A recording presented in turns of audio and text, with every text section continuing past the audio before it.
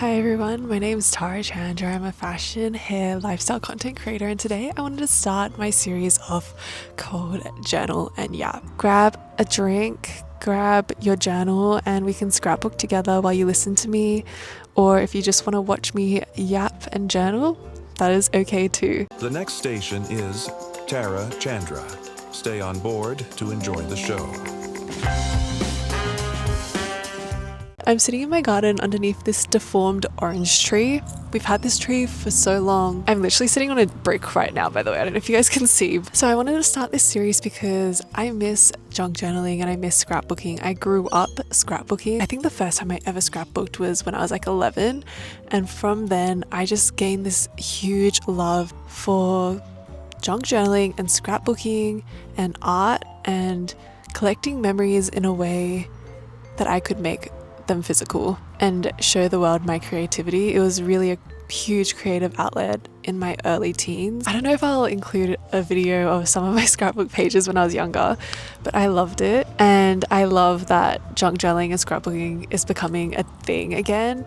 I mean, it's always been a thing, but it's like more people are doing it nowadays, and I love that. And it means that I've been re-inspired to start my art journey again, and I love it so much. The Yap session of this video is going to be me talking about living your life in your 20s and feeling like everyone's moving faster than you are. In reality, we're setting our own pace for our own lives. So I kind of wrote this down as a thought starter, but I didn't really flesh out my ideas. So we're going to be thinking about it together at the same time while I'm filming this. I think with social media, we often see people posting their most ideal selves. And I know this is a conversation that is very, very commonly had online. It is so easy to compare yourselves to people you see online, and I'm sure people do that with my life, and I do that with other people's lives. It's a very normal thing that has become normal over the past few years, because we really are just posting our best version of ourselves most of the time online. I am 27 and a half actually, if we want to be exact, and I am definitely heading into my late 20s. In the past few months, I've been able to really reflect on my life and think about where I want to be in the future, and also slow down a bit. So for after COVID, I think a lot of us, me included, were in this big rush to go travel and see the world. And that's exactly what I did. So for 2 years after COVID, I was traveling every single 2 months of the year, and it was I loved it. Don't get me wrong. It was so amazing. I love traveling, but it also meant that I was constantly moving around, and I constantly felt like I was coming back from a trip, settling down, doing work, and then next minute I'm packing for my next trip. I haven't gone overseas since January this year, and it is the start of July now, and it's been really nice. I will say, I have a big travel bug. I've been saying I want to go somewhere for months. My friends all hear me talk about this nonstop, but deeper than that, it has been really, really nice to just take that step back and appreciate my life and where I'm living now. I'm so lucky and privileged that I get to live with my family in a house, and I have food and a home, and so many people don't have that privilege. So I'm very, very lucky for that. Being home has allowed me to appreciate being home more. And anyways, that was a bit of a tangent. Life is good when you get to appreciate what you have, live in your moment, and focus on what's around you, because we're so pressured to see the wider world that we forget to take a step back and appreciate the city we live in, the surroundings we have around us, our bedrooms, our home, our workplace even.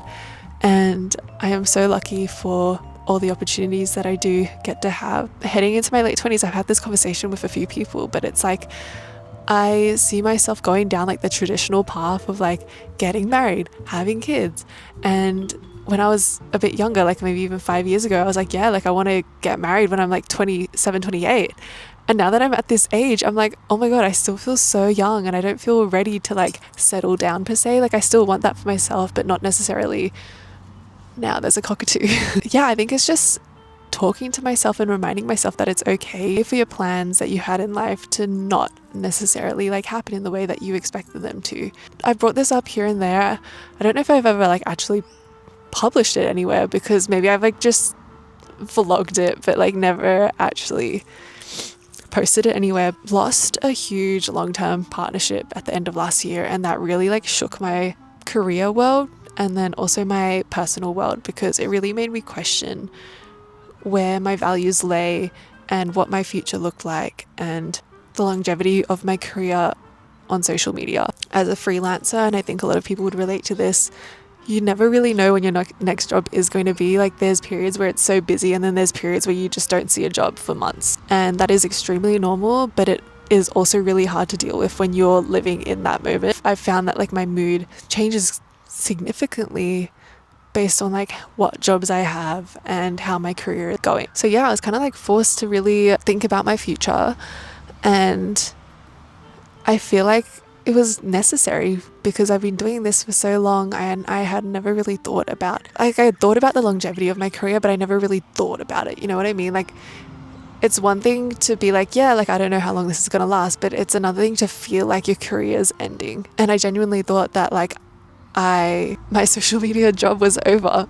I have no other way to describe this, but that's how I felt, because I think I put so much significance on having this one long-term contract that I felt like once I lost it, I lost myself essentially. And that sounds so dramatic, but it gave me a lot of security, I think. And I don't know where I was going with this, but I guess this is kind of like just a random thoughts, yap, blurb, blub, what's the word for it? A yap vomit of like my thoughts over the past 6 months so far of the year. But yeah, so as you can see in the journal spread that I'm doing a little journal spread about my trip to Uluru that I did with one of my best friends, Fiona, back in, what month was it? Like March, April?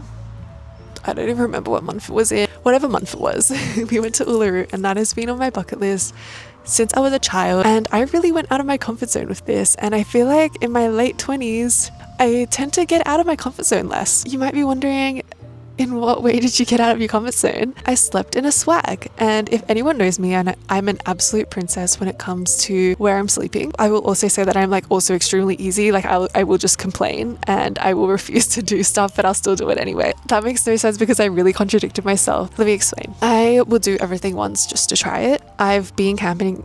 I've done Duke of Ed. Absolutely hated it.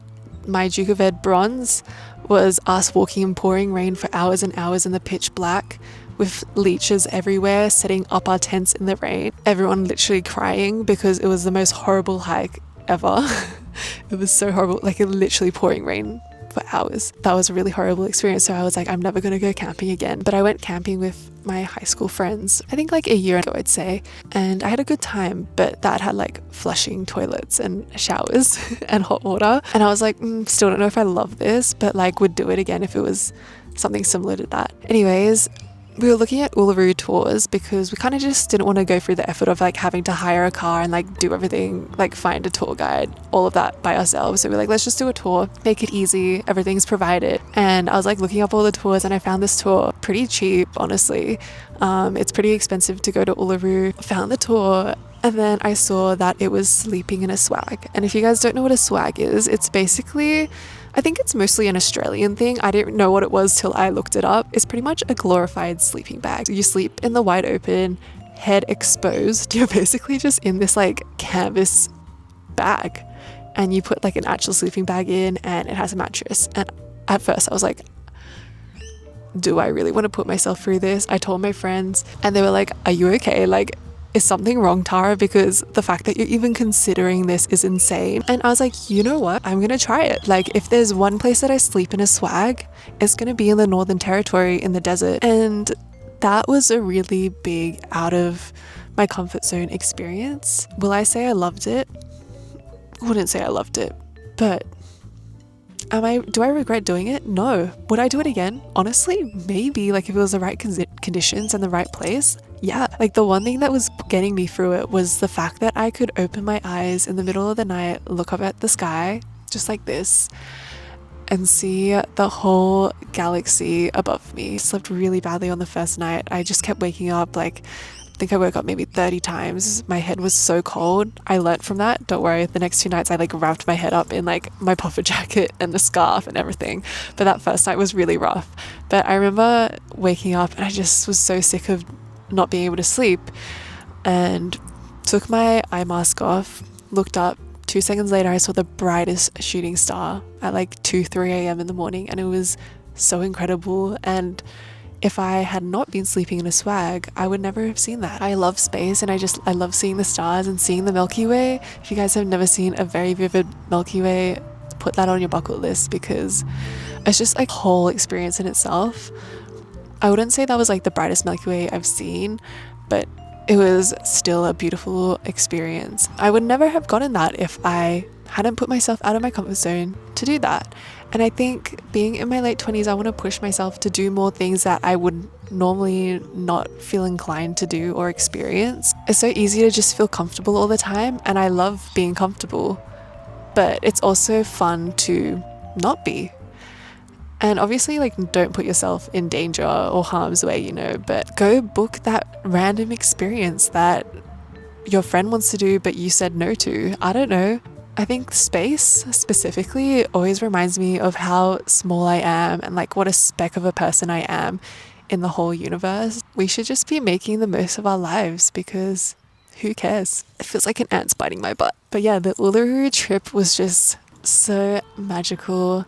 It was such an incredible experience, and learning more about Aboriginal culture, understanding and learning more than what I already knew, because the last time I learned about Aboriginal culture and traditions was when I was in primary and high school. Beyond that, like, it's easy to not learn much. I guess I like know stuff through social media as well. Being able to stand on the land that you're standing on, especially in Australia, and knowing how sacred it is to the traditional owners of this land is such a beautiful experience. And I feel so lucky that I can live on this land. Uluru, if you guys don't know, Uluru is an extremely sacred site. To have the experience of just being there and seeing how vast and big and sacred Uluru was like, it really like nearly brought me to tears. We walked around Uluru for sunrise. We got there as the sun just started rising. There was no one else there. It was so cold. It was truly just such a magical experience that I really recommend anyone does. It can get really, really hot out there during the day, so doing it in the morning where it was freezing was so amazing. We walked around the whole base of Uluru, and it was just so magical. It was just like our group, like our tour group, and that's it. Like, we didn't really see anyone for the first hour of walking there. So I highly, highly recommend. And like at the time of year that we went in was beautiful. The weather was like perfect. It wasn't too hot. It wasn't too cold. At night, in the nights and mornings, it was really cold and I needed my puffers and thermals, but during the day it was just like perfect. I am so guilty of this, but I feel like we spend so much time, especially in Australia, like exploring other countries, and we don't get to take that step back and appreciate what we have around us. Yeah, Australia is just so beautiful, and I also really need to visit New Zealand. I have really been wanting to go to New Zealand. I just love the mountains and I love nature, and I just think if only I was a camping girly, because wow, I could do so many cool like camping hikes, but it just really isn't for me. Like I don't know. I mean, like, I'll do it again if I really need to, but I think I'm just too scarred from my Duke of Ed days, I'm not gonna lie. This video is a bit of a ramble of all sorts of things, and if anything, it was more of a self-reflection for me rather than a guide for you. But hopefully you resonated with some stuff that I said. I'm looking forward to filming more of these, whether people like it or not. I tend to start series or videos with the intention of continuing it, and then I'll do it like once or twice and I'm like, see ya. And I drop off the face of the earth. I've been feeling really, really motivated with social media now that I've had that self-reflection about my path and journey with it. I'm excited to just create for the sake of creating again. For so long, I felt like I got sucked into creating for the sake of work or creating for the sake of being viral. And don't get me wrong, because I'll still do that. I'm also creating for the sake of creating. and it feels so nice. It's actually nice to talk about this because I feel like I've thought about it, but I've never, like, I haven't really like verbally spoken about this. Talking it out, guys. I think I'm gonna wrap the video here. I hope you liked it. I hope you resonated with it, and if not, I hope you found it interesting or entertaining. If you guys want to stay in touch with me, you can find me on Instagram and TikTok at tarachandra_. I'm a bit more active on there, but trying to be more active on YouTube. So if you want to stay tuned on my YouTube, feel free to subscribe, give this video a like, and let me know in the comments if you enjoyed my new journal and yap series, and we'll see how this goes in the future. I hope you all have a beautiful rest of your days, and hopefully see you soon. Bye.